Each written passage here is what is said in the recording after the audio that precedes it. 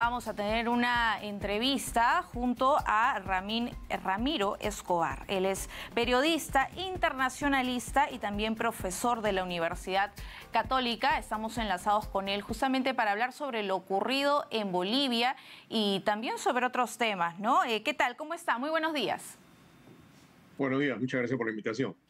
Bueno, en principio ya conocemos lo que viene ocurriendo en Bolivia, ¿no? Un país que atraviesa múltiples crisis en el tema económico, político, social, medioambiental. La pregunta que nos hacemos, señor Escobar, es ¿qué es lo que habría desatado este intento de golpe de Estado? Bueno, hay una división al interior del partido gobernante, que es el Movimiento al Socialismo. Viene ya desde hace algunos meses atrás y eso ha provocado rencillas y enfrentamientos, incluso con heridos en alguna ocasión, entre el expresidente Morales y el actual presidente Luis Arce. Lo que pasa es que hay una disputa por ver cuál de ellos candidatea en las elecciones que deben realizarse el próximo año. Y en el mismo Congreso hay la bancada del MAS, a pesar de ser, parece revelar intentos desde la cúpula del poder, desde el presidente, para tratar de sobrevivir políticamente. No ha quedado claro si realmente fue una puesta en escena, pero aún si lo fuera o no lo fuera, lo que está sugiriendo este episodio es que los militares en Bolivia se prestan mucho a este tipo de componendas, este tipo de jugadas que los afectan como institución y los afectan políticamente. Porque si fuera cierto que el presidente Arce le propuso al general Zúñiga que haga esta suerte de pantomima de golpe de Estado para fortalecerlo, o sea, para empezar no debe hacerlo, no es el papel de un militar hacer eso, ¿no? ¿Cuánta credibilidad podríamos decir en todo caso tiene Zúñiga, ¿no? Porque se conoce que era una persona también muy cercana al presidente Luis Arce. Eso se pensaba, y en algún momento incluso lo llamaron el general del pueblo, pero ojo que a la hora que él hace esta suerte de proclama, dice que hay que liberar a los presos políticos. En la filosofía del gobierno actual, y eso también vale para Evo Morales, no hay presos políticos. ¿Quiénes están presos? Luis Fernando Camacho, que es un líder opositor, y Yanine Áñez, que fue expresidente, que fue presidenta, perdón. Bueno, se produce la caída de Evo Morales en el 2019. Entonces, alguien que está cerca del gobierno, digamos, no hablaría así, tampoco diría, por el momento está en el poder y vamos a hacer algunos cambios en el gabinete. El general se estaba pronunciando como si fuera casi jefe de Estado, ¿no?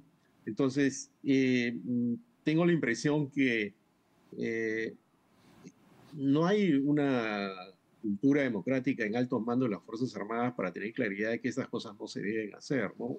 Y aún si ha sido algo montado, lo sensato hubiera sido simplemente no prestarse a este juego, y lo esperable es que el presidente hace que se había estado quejando que le trataban de hacer un golpe blando desde el Congreso, estabilice la situación en base a la negociación con el propio Morales y con los otros grupos políticos, ¿no?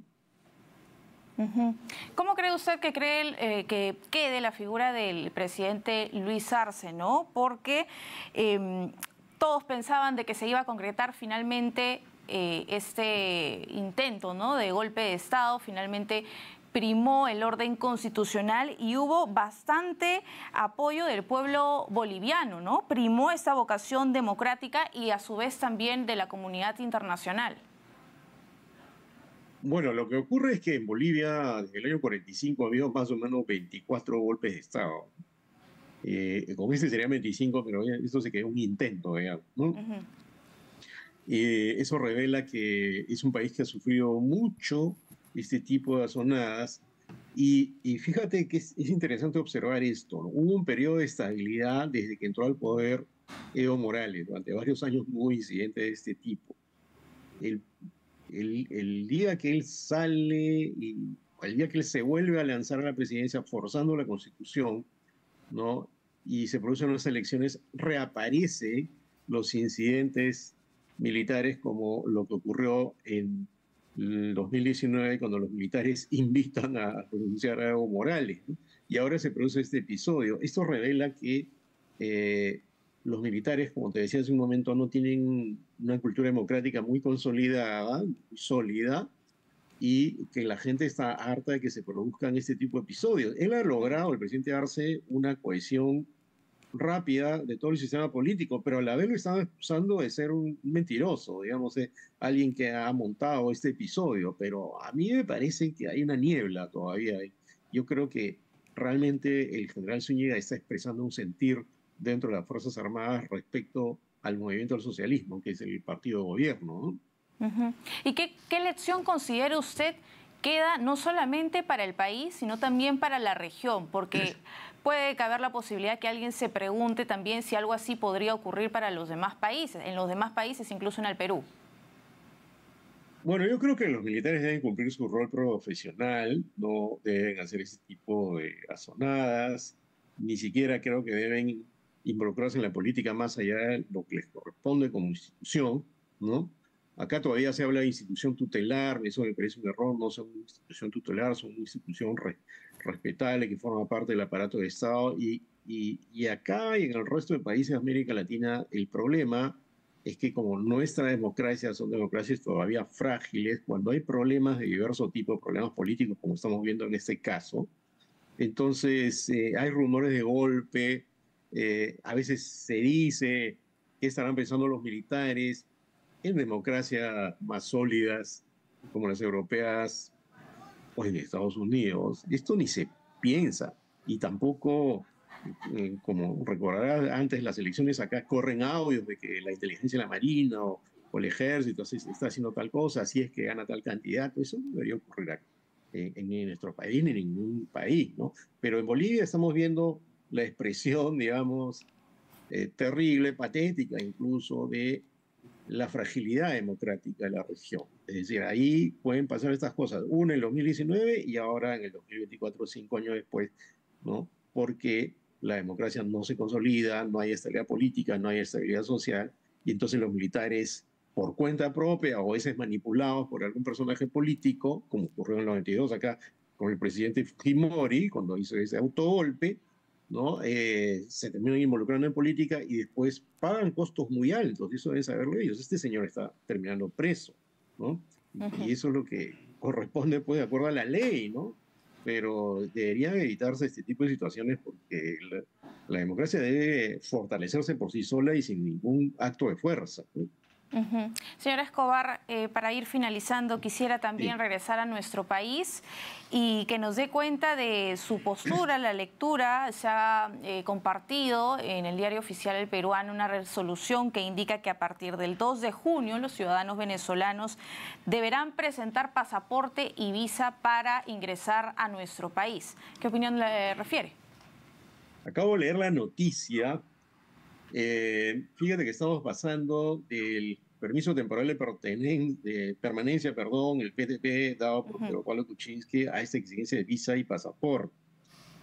Esto creo que está motivado por algo que forma parte del sentido común peruano y parece que de algunas autoridades respecto del aumento de la delincuencia a causa de la migración venezolana. Si bien eso existe, el porcentaje es mínimo. No es que la delincuencia acá se ha disparado, porque hay venezolanos en el Perú. Evidentemente han venido algunos delincuentes venezolanos que son un problema para los mismos venezolanos. Tengo la impresión que esto está motivado por ese problema o por esa percepción. Sin embargo, me parece que le va a causar muchos problemas a los venezolanos que quieran venir acá por cualquier motivo, ¿no? Visa y pasaporte. Sacar un pasaporte de Venezuela es muy complicado. Imagínense sacar una visa. Pero eso ya depende del Perú, ¿no? Pero ojo, en la región, ¿no? Casi no hay visa para viajar a la mayoría de países, ¿no? Uno puede viajar con su DNI a la Correcto. comunidad andina y a Argentina incluso. Entonces, me parece una medida un poco extraña, ¿no? Tal vez había una medida intermedia, pero se ha optado por esto y imagino que la comunidad venezolana que vive acá debe estar muy preocupada. Vamos a ver cuáles son los efectos concretos de esta medida, pero tengo la impresión que tiene que ver con esa percepción de que la inseguridad en el Perú se ha disparado a causa de los venezolanos. Sin duda había una incidencia, ¿no? Pero no creo que sea ese el gran problema. El gran problema es regular las políticas migratorias de una manera más inteligente, que evite un flujo incontrolado, pero a la vez respeten los derechos de las personas. Ajá. Muy bien, vamos a ver entonces en qué termina y cuáles van a ser las reacciones con respecto a esta medida de migraciones. Muchísimas gracias, estuvo con nosotros Ramiro Escobar, Buenos días, muchas gracias, periodista internacional.